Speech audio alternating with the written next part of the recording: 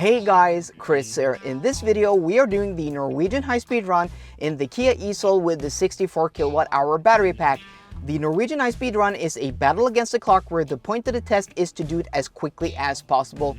And what this simulates is an EV's real-world travel time from point A to point B to point C or back to point A, where you're starting at your departure point with 100% stated charge or as close to 100% stated charge as possible, and then your destination supersedes the range of your car. So you have to stop to charge once, twice, or maybe 3 times. The cars with the quickest charging, the longest range, and also the lowest consumption will be able to do this test as quickly as possible, as the chart shows, which we will put this car into at the end of the video and compare it against its competitors and also the cars that have done best in this test. According to a Better Route Planner, which is the app I use to plan these tests, this car should use 7 hours and 55 minutes with 3 charging stops and 1 hour and 28 minutes of charging time. 615 kilometers on motorway and high-speed country roads from here in Sandvika to Kristiansand and then back again. Usually we do go to 100% stated charge, but this car charges very slow above 60 and 70% stated charge. At like 72% stated charge or 73, we were charging at like 25 kilowatts. So we may only cut it short to 90 or 95% stated charge, because only going to 95% stated charge will only give us a 3-minute penalty, and going to 90% stated charge will give us an 11-minute penalty, which we can calculate out of the travel time at the end of the video. Oh, before we set off, I just want to mention, if you want to support the channel, there are a few ways of doing this. You can first off click that like button down below. That is really appreciated and helps the channel a bunch. But you can also subscribe to the channel if you like these videos and you don't want to miss out on any of the videos. That is much appreciated. So thank you guys for subscribing to the channel. Or you can become a patron, link in the description box down below, or you can buy merch from my merch store. My 0% state a charge merch line has now been updated with new items per request from you guys. And guys, we have already sold 13 items on the merch store in just, less than a week. That is insane. So thank you so much, guys. And also thank you to my 6 new patrons that I've gained in the last week. You guys are awesome. So thank you very much.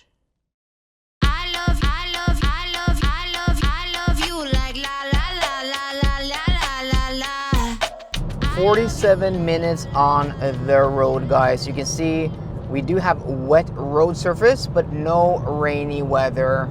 And our consumption is now 22 kilowatt hours per 100 kilometers. We have covered 77 kilometers and we are down to 74% state to charge. But we did start with 95% state to charge. So we will calculate that out of the trip at the end of the video, and as per usual we're doing a maximum of 10% above the speed limit. So our first charging stop is at Circle K in Bamble, and if we went to 100% we would arrive with 29%, so we're estimating that we will arrive with around 24% state of charge. Update, guys, we were supposed to stop at Circle K in Bamble, and according to a Better Route Planner, if we went to 100% stated charge, we would arrive there with 29% stated charge, but we only went to 95% stated charge, and we passed that station with 43% stated charge. So I don't know why there is such a huge discrepancy between reality and what the app was telling me, because the app is usually very accurate. That means we have a few alternatives. So we can go to Fortum. That's only about 15 kilometers from here in Tvedestrand, but we do have 40% stated charge. We can go to BKK in Arendal. It's a bit of a detour. We'll maybe lose 5 or 6 minutes, but the distance is very nice. It's about 70 kilometers and I have 138 kilometers of range left. We can top up there and then we can manage back. So that is something to consider. But we can also try to go to Ionity in Lillesand, which is 127 kilometers away. But we only have 137 kilometers of range left, meaning we will have to eke out as much from the battery as possible, meaning we have to go below 3% stated charge, which is something I don't want to do, because if you guys have seen the winter range efficiency and charging test of this car, going below 3% stated charge puts this car into turtle mode and severely limiting both power and speed. So yeah, I'm going to keep an eye out on the consumption here, but we do have a few alternatives.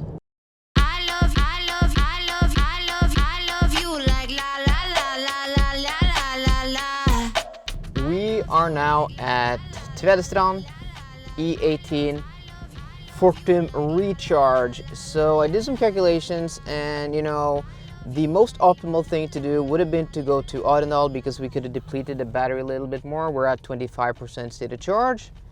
But what that would have done is that we would have had some extra, detour, giving us, extra time driving. And just quickly, guys, before we go ahead and connect to the charger, 21 kilowatt hours per 100 kilometers. But guys, look at this. This gauge is actually showing a little bit more distance and time because I wasn't able to reset this because there are two, readouts here. You have this accumulated info, and this is the one you can reset, and then you have drive information, which is the one I tried to reset by holding the button here on the steering wheel, so I managed not to reset it. So this is our actual consumption, 21.1, but I think it's going to be basically the same, 21.1. But we have about 6 kilometers extra, and then we have 15 minutes longer, but I am clocking the time with my my phone because that's what I do with these to make it as precise as possible. But yeah, so we're going to connect here, and let's see, I think we're a bit too forward, so I'm just going to back up a bit here. But yeah, I was saying that we are going to optimally we should have went to Arendal so we could have depleted the battery more, meaning that we could, utilize more of that charging speed. But let's see, can we do this one-handed, even though it's like this? Is this long enough? Yeah, I think we can probably, I'm going to try to do this, guys. Okay, sorry. Okay. So, sorry that I keep interrupting myself here. Let's see, I have had problems with my RFID chip here. Is it here? No, it's working. Then it must just have been the charger the other day. Okay. So, as I was saying, so optimally we should have gone to BKK and Arendal, meaning we could, deplete the battery a little bit more, utilize more of that charging speed because charging here, and then we also could have, driven shorter to get back, meaning we're using less percentage. And why isn't it starting? Is it just because it's initializing? There, it's green. Okay, let's just see what kind of speed we do get here.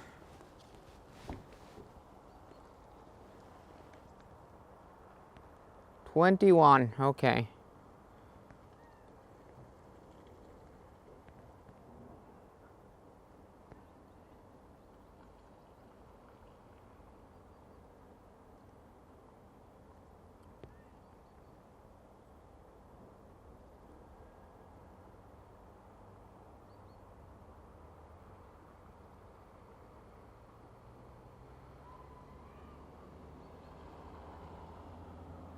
Okay, so 52 seems like is our limit.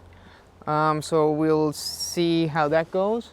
But yeah, as I was saying, guys, optimally go to BKK and Arendal, but I think we could, but we had some overhead time, right? Because that is about I think it's about a 3 or 4 minute detour each way. So that's like 6 or 8 minutes detour. So we could rather use that time in charging. That would give us, some time charging, because here we basically have no detour.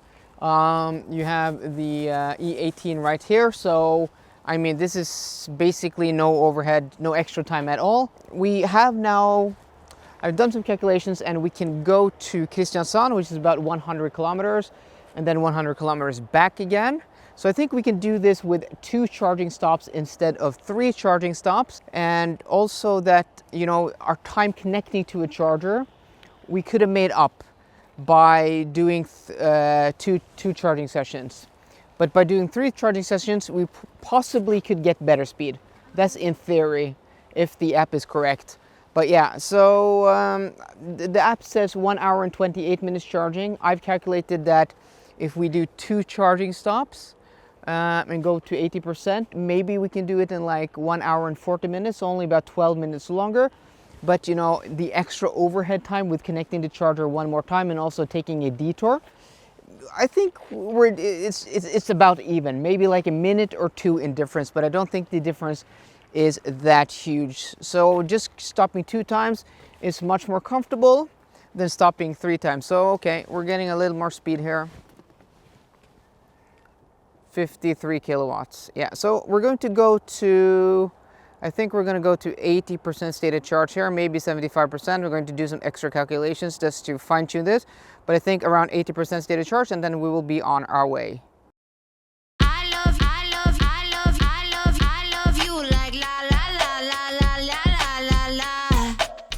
Welcome to Kristiansand, guys, and then we are going to take a right here to go to the train station.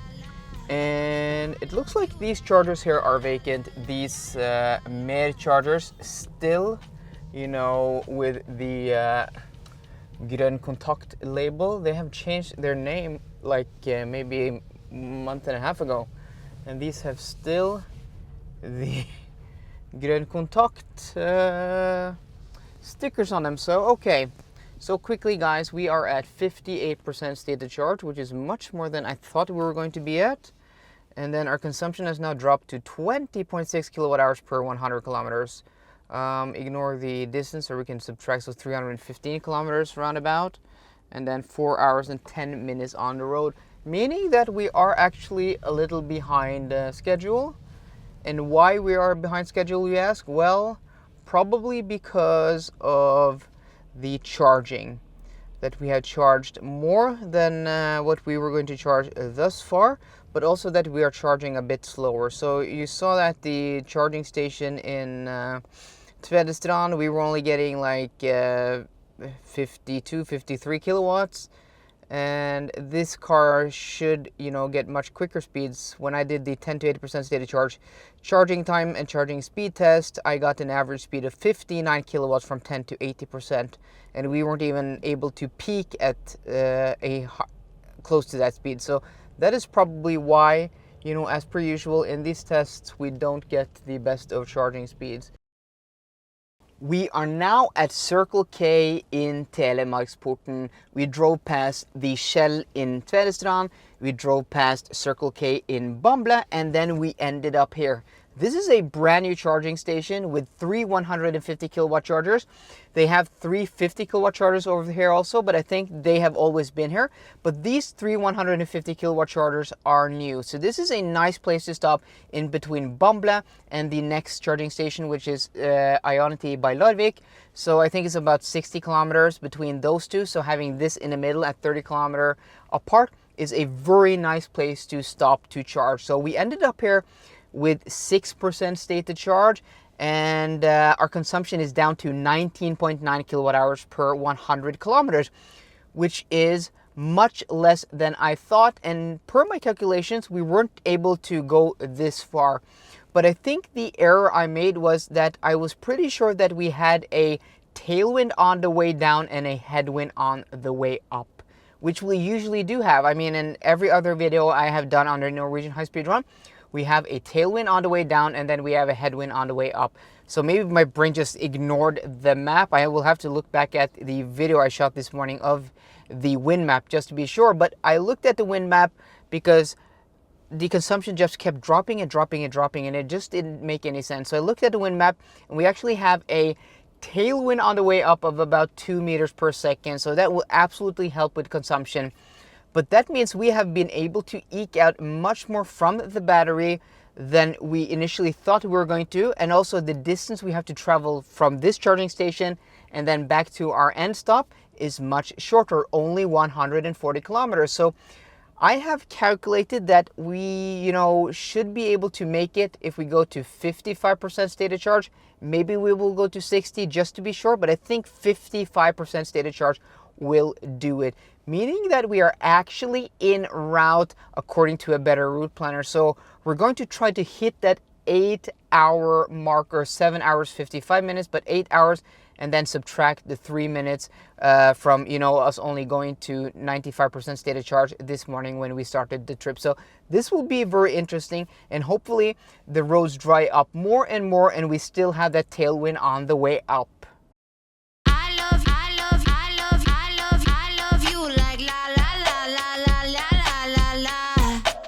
We are now back here at our starting point here at Circle K in Sandvika. We arrived with 8% stated charge, so plenty of juice left.